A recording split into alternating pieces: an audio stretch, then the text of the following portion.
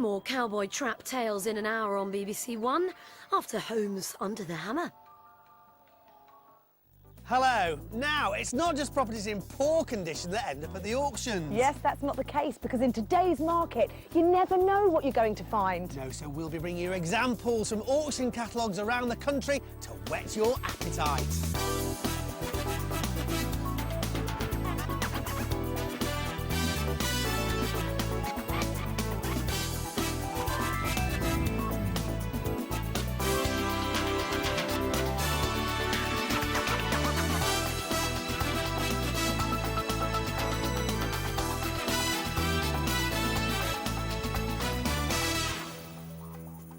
Now, if you're looking for a quick buy, an auction can be a great place to start. That's right. Now, once the gavel falls, you know the property is yours if you come up with the funds. So, who went for the auction buying option on today's show? You'd be wise not to turn your nose up at this flat in London. Forget the smell. The proportions are great. There's a mystery to solve at this house near Newcastle-under-Lyme in Staffordshire. It's got me very, very confused. And in the seaside town of Ramsgate, perhaps water really can be too close to hand. Now look at that, wet to the touch. All these properties have been sold at auction, and we'll find out who bought them and what they paid for them when they went under the hammer. Today I'm in southeast London to see a property that the auction catalogue description says is in Penge. Now, it's always worth checking these descriptions thoroughly because, in fact, the area is Crystal Palace, and that is great news. Now, in 2010, the East London Line extension is due for completion with a station right here at the Crystal Palace Overland. There'll be a fast and direct route into the city, and this part of London will feel much more linked to the rest of the capital. So, it's always worth doing your research. I love this largely undiscovered part of town. It's got a fabulous 200-acre park, and prices are still quite reasonable considering you can be in central London in just under 20 minutes. So location and transport links get my vote, but what about the property itself? Here on Hamlet Road, I'm only a stone's throw from the train station, which is a great start. And another is this beautiful tree-lined street.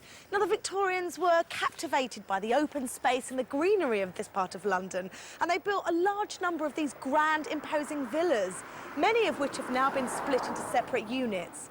Now, here's the property that's up for auction. It's a two-bedroom, lower ground floor flat with a rather attractive guide price of £135,000.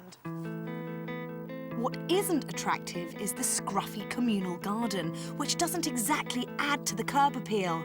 And let's face it, here you're almost below the curb.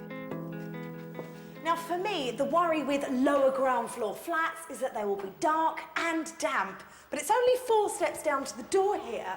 But do you know what? I can really smell damp in here. That's not unexpected, but I'll be keeping my eyes peeled for the cause of the problem. So into the reception room. Do you know what? Forget the smell. The proportions are great. If all the rooms are like this, we're on to a winner here. And they definitely are. Each room is an excellent size. The master bedroom is almost as big as the lounge, and the second bedroom is a lovely square shape. But the decor is shabby. It reminds me of a rather dated school classroom. However, with those large windows letting in plenty of light, careful redecoration would really transform this place. Now, this kitchen needs a complete overhaul. But again, this room, along with the others, has a nice symmetry to it. And with some careful design and good quality units, some granite, some solid wood, you'd easily attract those city boys who'll be flocking to Crystal Palace when the new train line opens. There's another extra room here, but it's a bit of an odd one. It's too tiny to be called a bedroom, but would certainly make a great study. But it's not the only thing I've noticed here. That's right, the first evidence of damp. This needs to be checked out to see if it's the root cause or sign of bigger problems. Another drawback is security. With easily accessed windows on all sides, this could be a bit of an issue. But at a guide price of £135,000, there is scope for an attractive investment here. I asked a local estate agent what he thought of the flat. Solid flat. It's a nice big solid flat. It's got 2 very good sized double bedrooms and a 3rd box room. No, it's a great flat. It's solid, doesn't need bundles of work, but does need some updating. Looking at the 3rd room, which is a small box room, that is an issue. However, it can fit a single bed in it, so make a great kids' room or a baby's room, or someone could use it as an office, which is fine. But you can market it as a 3-bed, I believe. I'm not so sure about that myself. At best, I think this ranks as a 2.5-bedroom flat. But if it was marketed as a 3-bed, what could it sell for? Once renovated as a 3-bed, I believe the property could sell for around the £275,000 mark. The biggest problem we have at the moment with the current market is the stamp duty level at £250,000, and that may push the price down to that level. But I do believe if it wasn't for £250,000, it would sell for around that price. At that attractive £135,000 guide price, this could prove to be a good deal. What's the rental potential? So as a 3-bedroom flat, I would say around the £1,200 per calendar month mark. Well, is it to be or not to be for this lovely flat on Hamlet Road? It's hardly a tragedy, but that damp problem isn't a laughing matter. Let's see who saw the potential at the auction. Lot 23 is 25A Hamlet Road, Penge, SE19. Where do you want to start? I think it's worth 150, but you tell me. Right, start the other way. 120, not going to go below 120. 120, 125 anywhere.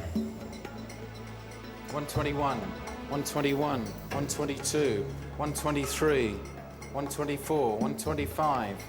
126, 127, 128, 129, 130, 131, 132, 133, 134, 135, 136, 135 with you, 136, new spot, 136, 137, 138, 139, 140, 141, 142, back, 141. Anyone else at £141,000? First time, second time, third and last time. Have you all done?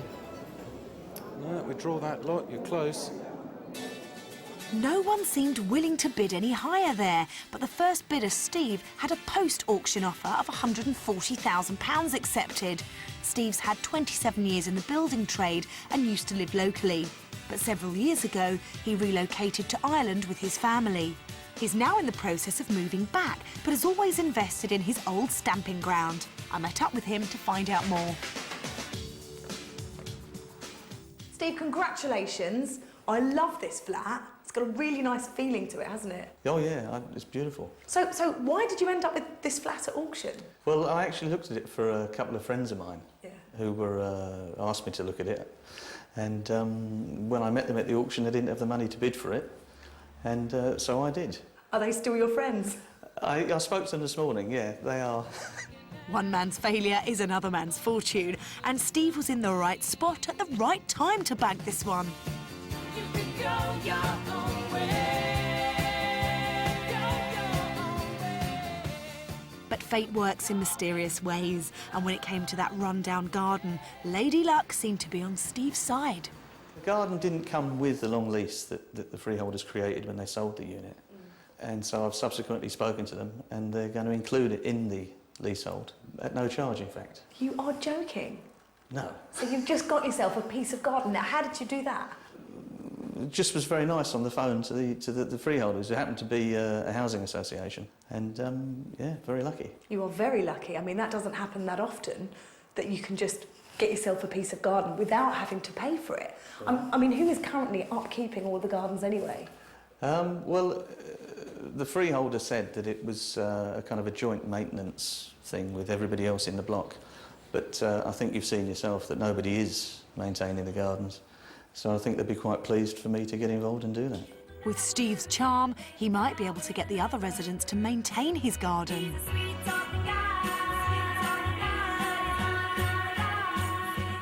But joking apart, this addition to the flat has meant a rethink on his plans.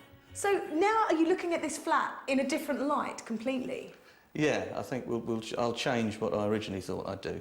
So we'll go into the garden from this room, in fact, and probably put a terrace outside, and we'll have a sort of inside-outside living space here. Now, this is in a conservation area. Do you think you'll have a few problems with planning because of that?